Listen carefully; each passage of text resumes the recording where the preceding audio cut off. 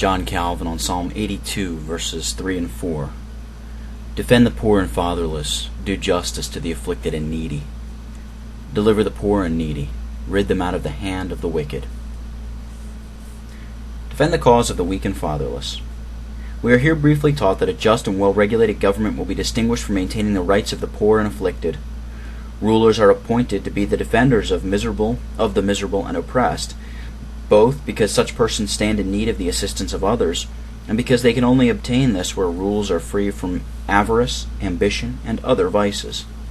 The end, therefore, for which judges bear the sword is to restrain the wicked, and thus to prevent violence from prevailing among men who are so much disposed to become disorderly and outrageous. According as men increase in strength, they become proportionally audacious in oppressing the weak, and hence it is that rich men seldom resort to magistrates for help, except when they happen to fall out among themselves.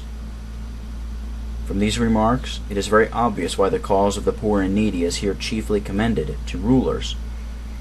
For those who are exposed an easy prey to the cruelty and wrongs of the rich have no less need of the assistance and protection of magistrates than the sick have of the aid of the physician.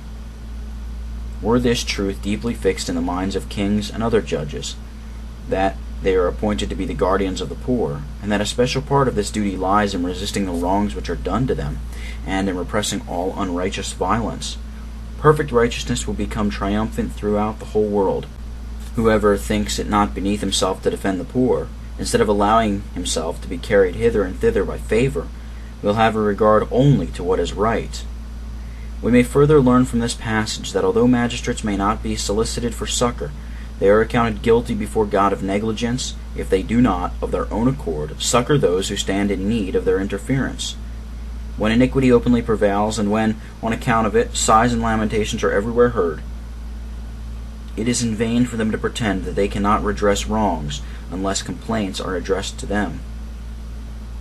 Oppression utters a sufficiently loud cry of itself, and if the judge, sitting on a high watchtower, seems to take no notice of it, he is here plainly warned that such connivance shall not escape with impunity.